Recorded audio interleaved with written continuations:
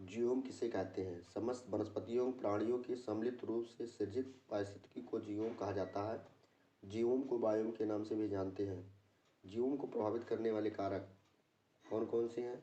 जीओम को प्रभावित करने वाले मुख्य कारक ज्वालामुखी, भूकंप, सागर तल का उत्थान, भूस्खलन, पर्वत निर्माण आदि जीओम के अस्तित्व को प्रभावित करते हैं। जीओम के लक्षण कौन कौन से हैं? जीओम के लक्षण निम्नलिखित हैं। प्रत्येक जीओम या बायोम में पौधे तथा प्राणी साथ साथ सामंजस्यपूर्ण अवस्था में रहते हैं। ये परस्पर अवलंबित होते हैं। बायोम में पौधे तथा प्राणियों में अंतर्संबंध विद्यमान होता है, जिनके मध्य प्रतिक्रिया निरंतर सक्रिय रहती है। बायोम विशेष में साम्यता परिलक्षित होती है, जिससे एक बायोम इकाई का सृजन होता है। जीओम के प्रकार। जीओम मुख्यतः दो प्रकार के होते हैं, एक स्थलीय बायोम और जलीय बायोम। स्थलीय बायोम के अंतर्गत वनीय बायोम, घास बायोम, टुंड्रा बायोम, मरुस्थलीय बायोम आते हैं। वनीय बायोम के अंतर्गत विषुवतीय वन बायोम, मानसूनी वन बायोम, भूमसागरीय वन बायोम, टैगा, कोणधारी वन बायोम आते हैं। जलीय बायोम के अंतर्गत सागरीय बायोम, संक्रमणकालीन बायोम, अलवणीय स्वच्छ जल बायोम। सागरीय बायोम के अंतर्गत समुद्र, खुला बायोम, प्रवाल भित्ति, तटरेखा, बैरियर रीफ। संक्रमणकालीन बायोम के अंतर्गत आर्द्रभूमि, कच्छ, मैंग्रोव, ज्वार नदमुख। अलवणीय स्वच्छ जल बायोम के अंतर्गत स्थिर जल जैसे तालाब, झील आदि, बहाव जल, नदियां, झरने आदि।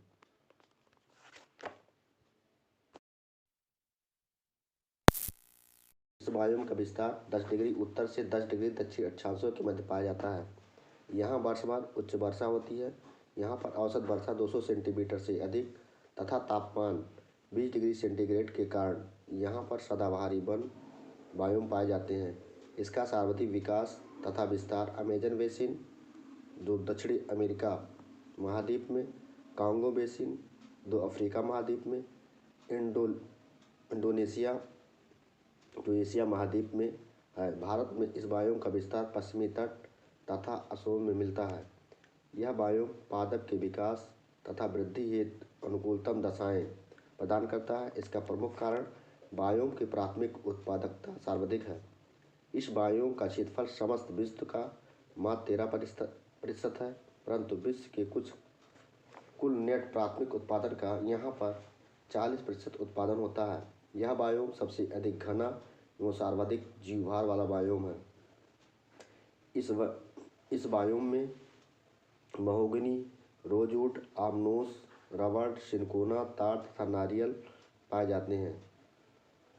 इसके अलावा एपीफाइट तथा लियाना जैसी लताएं यहाँ पर असंख्य झाड़ियों का वृहद स्तर पर विकास हुआ है।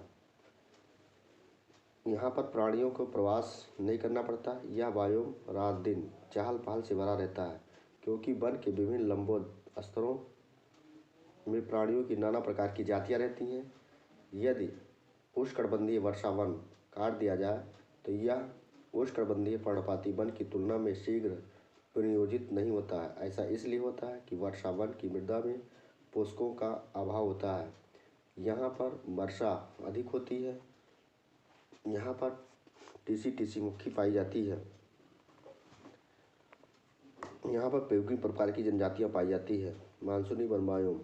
मानसूनी वन बायोम मानसूनी वन क्षेत्र को कहते हैं। वर्षा की सीमितता और मौसमी प्रवृत्ति के कारण ही यहाँ की अधिकांश वनस्पतियाँ पर्णपाती होती हैं तथा शरद काल के अंत में पत्तियाँ गिर जाती हैं। बर्मा, म्यांमार, कंबोडिया, उत्तरी पूर्वी ऑस्ट्रेलिया, दक्षिणी अफ्रीका, दक्षिणी चीन, दक्षिणी पूर्वी संयुक्त राज्य अमेरिका, दक्षिणी ब्राज़ील तथा उत्तरी पूर्वी भारत में मानसूनी वन पाए जाते हैं। यह बायोम विश्व का सर्वाधिक विक्षुब्ध पारिस्थितिक तंत्रों में से एक है। इन क्षेत्रों में प्रमुख वृक्ष साल, शीशम, बांस, सागौन, जामुन, महुआ, आम, पीपल, बरगद एवं नीम आदि हैं। यहाँ पर औसत वार्षिक वर्षा 150 से 200 सेंटीमीटर तक होती है। इस क्षेत्र में शुष्क ग्रीष्मकाल का औसत तापमान 27 डिग्री सेंटीग्रेड से 32 डिग्री सेंटीग्रेड तथा शुष्क शरद काल का औसत तापमान 10 डिग्री सेंटीग्रेड से 27 डिग्री सेंटीग्रेड के मध्य रहता है। इस प्रदेश के वृक्षों की ऊंचाई 20 से 30 मीटर की बीच होती है। लंबवत स्थिरीकरण के दृष्टि से यहाँ के वन 3 स्तरों में विभक्त किए जाते हैं तथा वन वितान की दृष्टि से फॉरेस्ट क्रोन का निर्माण करते हैं। प्राणियों में प्रजनन में मौसमी प्रवृत्ति तथा मौसमी प्रवास होता है। इस बायोम में कीट प्रजातियों में मच्छर सर्वाधिक प्रमुख हैं जो मलेरिया रोग फैलाते हैं। रूम सागरीय वन बायोम, इनका विस्तार दोनों गोलार्धों में महाद्वीपों के पश्चिमी भाग में 30 डिग्री से 45 डिग्री अक्षांशों के बीच पाया जाता है। इस क्षेत्र की वनस्पतियों की पत्तियां मोटी तथा कठोर और तनों की छाल मोटी होती है। इस बायोम क्षेत्र में oak, birch, chestnut, maple, walnut, चीड़, कारकुट, मेड्रोन, सीडर, लारेन, ऑस्ट्रस तथा एल्म आदि प्रमुख वृक्ष मिलते हैं। झाड़ियों के विभिन्न क्षेत्रों में अलग अलग स्थानीय नाम हैं, यथा यूरोपियन भाग में मैक्यूस, कैलिफोर्निया में चेफरेल, दक्षिणी अफ्रीका में फाइन वोस, चिली में मेटोरेल तथा ऑस्ट्रेलिया में मैली हैं। इस बायोम में सबसे शीत महीने शरद काल का 4 डिग्री सेंटीग्रेड से 10 डिग्री सेंटीग्रेड तक होता है, जबकि सबसे गर्म महीने का तापमान 20 डिग्री सेंटीग्रेड से 27 डिग्री सेंटीग्रेड हो जाता है।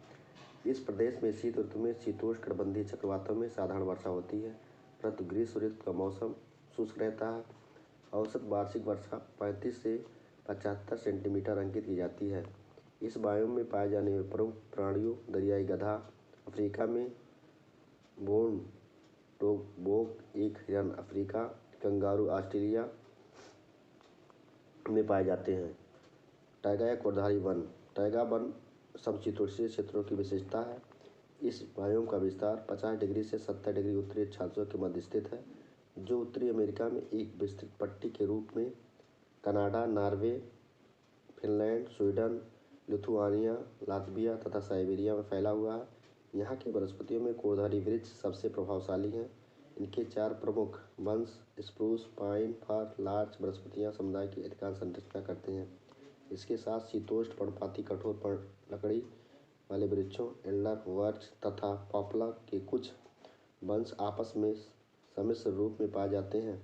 इस बायोम में सबसे अधिक मुलायम लकड़ी प्राप्त होती है। चीड़, देवदार, फर, स्प्रूस आदि इस क्षेत्र की प्रमुख मुलायम लकड़ियों के वृक्ष हैं, अतः इस बायोम के वृक्षों का सर्वाधिक आर्थिक महत्व होता है। इस बायोम में अत्यधिक वार्षिक तापीय विषमता मिलती है। साइबेरिया का वर्कोनाइस विश्व का सबसे ठंडा स्थान है।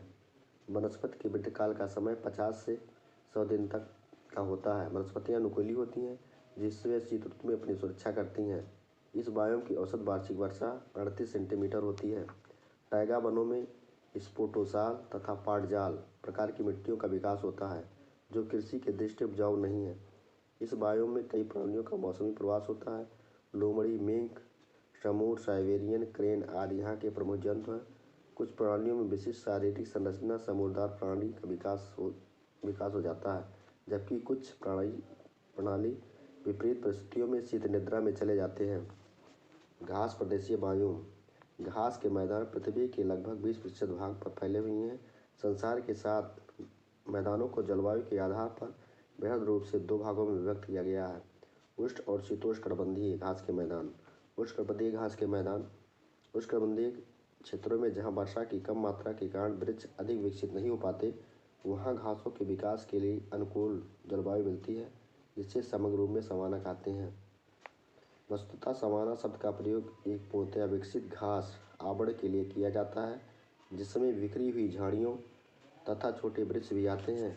सवाना प्रकार के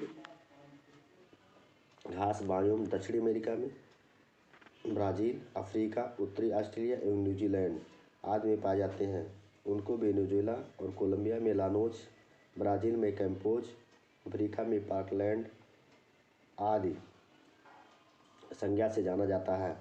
शीतोष्ण घास प्रदेशीय बायोम, शीतोष्ण घास का विस्तार उत्तरी गोलार्ध में महाद्वीपों के आंतरिक भागों में पाया जाता है, जहाँ महाद्वीप जलवायु का विकास तथा शुष्कता का साम्राज्य 50-75 सेंटीमीटर वर्षा रहता है। इस घास बायोम को 2 वर्गों स्टेपी और प्रेरी में बांटा गया है। स्टेपी घास बायोम अर्धशुष्क क्षेत्रों में पाया जाता है, जहाँ 10 से 20 सेंटीमीटर ऊंची घासों का चटाईनुमा आवरण पाया जाता है। प्रेरी घास बायोम की लंबाई स्टेपी से अधिक होती तथा यह अपेक्षाकृत आर्द्र क्षेत्रों में स्थित होने के कारण 45 से 60 सेंटीमीटर लंबी होती है। इस बायोम के घास को उत्तरी अमेरिका में प्रेरी, यूरोप में स्टेपीज, अर्जेंटीना में पम्पाज, दक्षिणी अफ्रीका में बेल्ट तथा ऑस्ट्रेलिया में डाउन्स के नाम से जाना जाता है। अधिकांश घास मैदान मानव क्रियाकलापों का प्रतिफल है। शीतोष्ण घास प्रदेश विश्व के प्रमुख अन्न भंडार तथा दुग्ध व्यवसाय के क्रूड स्थल हैं। स्टेपी बायोम का सर्वाधिक विकास रूस के चरनोजम मृदा में हुआ है। भारतीय सवाना के प्रमुख घास डाइकैंथियम, सेहिमा, फ्रेगमाइट्स, सैकेरम, सेक्रम, इनपेरेटा है। टुंड्रा बायोम इस बायोम का विस्तार ध्रुवीय क्षेत्रों में पाया जाता है, जहाँ वर्ष भर सूर्यातप तथा सूर्य का प्रकाश का अभाव रहता है, जिस कारण वनस्पति विकास न्यूनतम होता है। अति लघु वर्धन काल, मिट्टियों में पोषक तत्वों का अभाव होता है। हिमाकृत धरातल, परमाफ्रॉस्ट आदि के कारण इस बायोम में न्यूनतम प्राथमिक उत्पादकता होती है। इस कम उत्पादकता के कारण शाकाहारी जंतुओं के भोजन की आपूर्ति नहीं हो पाती, अतः यह मौसमी प्रवास करते हैं। इस क्षेत्र में खाद्य श्रृंखला का क्रम मांस, लाइकेन, रेनडियर, एस्किमो मानो। इस बायोम के दो प्रकार हैं। प्रथम आर्कटिक टुंड्रा, जो आर्कटिक गोलार्ध में मिलते हैं। इसके अंतर्गत उत्तरी कनाडा, अलास्का, यूरोपीय रूस, साइबेरिया तथा आर्कटिक महासागर के द्वीप समूह आते हैं। और दूसरा अल्पाइन टुंड्रा, जो पहाड़ की ऊंची चोटियों पर बर्फ से ढके उन स्थानों पर मिलते हैं जहां वर्ष के कुछ समय बर्फ पिघली रहती है, जैसे हिमालय के 3600 मीटर की ऊंचाई या इससे अधिक ऊंचाई पर पाए जाने वाले वनस्पति को अल्पाइन बायोम कहते हैं। इस बायोम में विश्व की समस्त पादप जातियों का मात्र 3% ही पाई जाती है। यहाँ पाई जाने वाली वनस्पतियों को क्रायोफाइट्स की संज्ञा प्रदान की जाती है।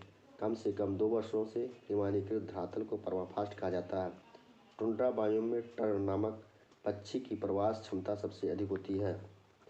मरुस्थलीय बायोम इस बायोम का विस्तार उत्तरी एवं दक्षिणी दोनों गोलार्धों में महाद्वीपों के पश्चिमी तट पर 15 डिग्री से 35 डिग्री अक्षांश के मध्य पाया जाता है। विश्व में मरुस्थलीय पृथ्वी के लगभग 14% भाग पर फैले हुए हैं। विश्व का सबसे बड़ा सहारा मरुस्थल अफ्रीका महाद्वीप में है। इसका टिक है मामा मामी साथ चलना 84 लाख पर किलोमीटर में फैला हुआ है। भारत के सबसे बड़े मरुस्थल थार का मरुस्थल, जो एशिया महाद्वीप राजस्थान भाग में अवस्थित है। इसका विस्तार 2.6 लाख वर्ग किलोमीटर है। तापमान के आधार पर मरुस्थल को 2 वर्गों यथा गर्म मरुस्थल तथा शीत या ठंडा मरुस्थल में विभाजित किया गया है। थार एक गर्म मरुस्थल है, जबकि लद्दाख शीत मरुस्थल का उदाहरण है। मरुस्थलीय पौधों में अधिकतर झाड़ियाँ हैं जिनमें पत्तियाँ नहीं होती या बहुत छोटी और नुकीली होती हैं। यहाँ के पौधों की पत्तियाँ व तने गूदेदार होती हैं, जो जल को संचित कर रखते हैं। यहाँ कुछ पौधे के तनों में प्रकाश संश्लेषण के लिए आवश्यक क्लोरोफिल पाया जाता है। यहाँ पाए जाने वाले पौधों का जड़ तंत्र काफ़ी विकसित व विस्तृत होता है। यहाँ मुख्यतः पाई जाने वाली पादप प्रजातियाँ नागफनी, यूफोर्बिया, बबूल आदि हैं। मरुस्थल क्षेत्र के जंतुओं की शारीरिक व व्यवहारिक प्रवृत्ति यहाँ की परिस्थितियों के अनुकूल होती है। वह प्रायः रात्रिचर स्वभाव के होते हैं, जिससे दिन में सूर्य की गर्मी से बच जाते हैं। उनके पैर लंबे होते हैं, जो उन्हें गर्म धरातल से दूर रखते हैं। वह गाढ़े मूत्र विसर्जित कर जल संरक्षित रखते हैं।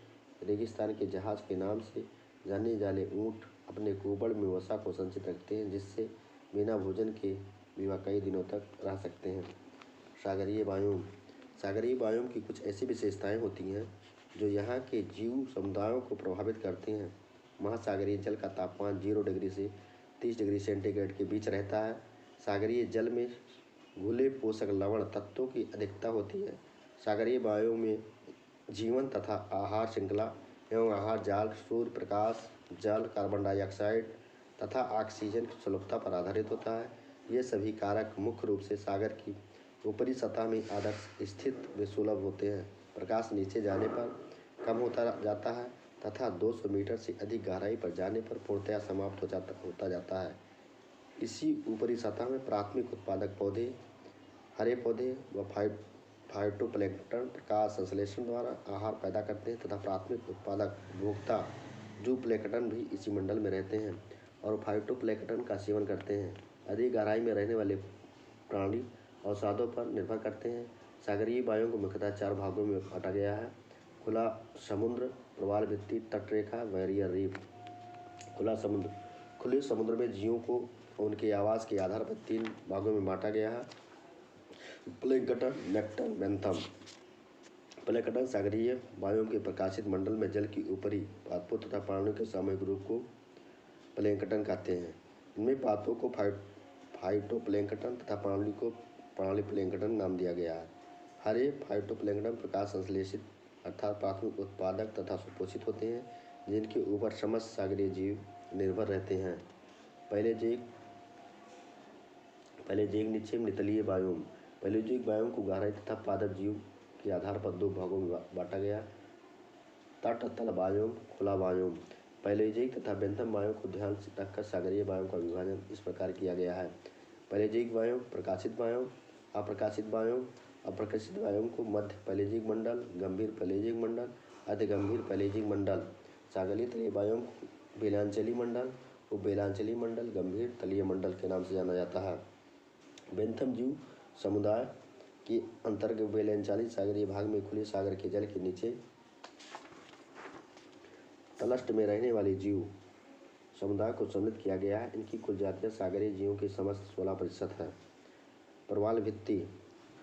प्रवाल उष्णकटिबंधीय सागरों में पाई जाने वाली चूना प्रधान जीव है। इनमें कठोर खोल के भीतर मुलायम जीव पाया जाता है। प्रवाल के मरने पर दूसरा प्रवाल उसी के ऊपर कड़ी के रूप में विकसित होता है, जिससे दीवार की भांति संरचना का निर्माण होता है, जिसे प्रवाल भित्ति कहा जाता है। विश्व की सबसे बड़ी प्रवाल भित्ति ऑस्ट्रेलिया के उत्तरी पूर्वी तट पर स्थित ग्रेट बैरियर रीफ है। प्रवाल भित्ति को 3 भागों में बांटा गया: तटीय प्रवाल भित्ति, अवरोधक प्रवाल भित्ति, वलयाकार प्रवाल भित्ति। भारत में प्रवाल भित्ति 4 बड़ी प्रवाल भित्ति क्षेत्रों में है। मन्नार की खाड़ी, कच्छ की खाड़ी में सबसे कम, लक्षद्वीप, अंडमान और निकोबार में सर्वाधिक है। तट वायुओं। तट रेखा वायुओं अत्यधिक जैव विविधता वाला क्षेत्र है। इसके अंतर्गत ज्वारीय वायुओं भी कहा जाता है। यह क्षेत्र तापमान, आर्द्रता, जलधारा, लवणता आदि पर निर्भर होता है। इसे स्प्रे जोन, उच्च ज्वार जोन, मध्य ज्वार जोन तथा निम्न ज्वार जोन में वर्गीकृत किया गया है। ये वायुओं में पाए जाने प्रमुख जंतु वाइलैक्स, ब्रिटल स्टार, केकड़ा, हर्मिट क्रेब, लिम्पेट, ऑयस्टर, सी स्टार, स्टारफिश, घोंघा आदि। आर्द्रभूमि वायुओं। वैश्विक स्तर पर आर्द्रभूमि के संरक्षण हेतु वर्ष 1971 में कैस्पियन सागर के तट पर ईरान में स्थित रामसर नामक स्थल पर एक अंतर सरकारी तथा बहुउद्देशीय सम्मेलन का आयोजन किया गया। इस सम्मेलन में आर्द्रभूमि को अधोलिखित रूप में परिभाषित किया गया: यथा दलदल, पंकभूमि, पीठभूमि तथा जल कृत्रिम अथवा प्राकृतिक, स्थायी अथवा अस्थायी, स्थिर या गतिमान जल तथा खारा, ताजा या लवणीय जल क्षेत्र आर्द्रभूमि के तहत आते हैं। इसके तहत ऐसे सागरीय क्षेत्र भी आते हैं जहां निम्न ज्वार के समय भी गहराई 6 मीटर से अधिक नहीं होती। आर्द्रभूमि को मुख्यतः निम्न 3 भागों में विभाजित किया जा सकता है: समुद्रीय तथा तटीय आर्द्रभूमि, अंतःस्थलीय आर्द्रभूमि, मानव निर्मित आर्द्रभूमि। समुद्र तटीय आर्द्रभूमि के तहत अस्थायी रूप से उथले समुद्री जलीय क्षेत्र, खाड़ी व जलडमरू मध्य, कुरली पथरीली समुद्री तट, बालू कंकड़ तट, एस्चुरी, लैगून तथा मैंग्रोव आदि आते हैं। अंतःस्थलीय आर्द्रभूमि के तहत झील, तालाब, डेल्टा, स्ट्रीम, क्रीक, अनूप, कच्छ, स्वच्छ जल स्प्रिंग आते हैं। भारत में आर्द्रभूमि। भारत में 1982 में रामसर संधि को स्वीकार किया गया तथा सर्वप्रथम केवलादेव राष्ट्रीय उद्यान चिल्का झील को आर्द्रभूमि की सूची में शामिल किया गया। वर्तमान में रामसर सूची में भारत के कुल 26 स्थल शामिल हैं, जिसमें 4 स्थल थुलर झील, सुमेरी झील, सूर्यमानेसर झील तथा होरिका आदि जम्मू कश्मीर के हैं। भारत का आर्द्रभूमि क्षेत्रफल का कुल भाग 4.63% है। भारत के सबसे अधिक क्षेत्रफल वाला आर्द्रभूमि वेम्बनाड झील केरल में है, जबकि सबसे कम क्षेत्रफल वाला आर्द्रभूमि रेणुका आर्द्रभूमि हिमाचल प्रदेश में है। जय हिंद, जय भारत।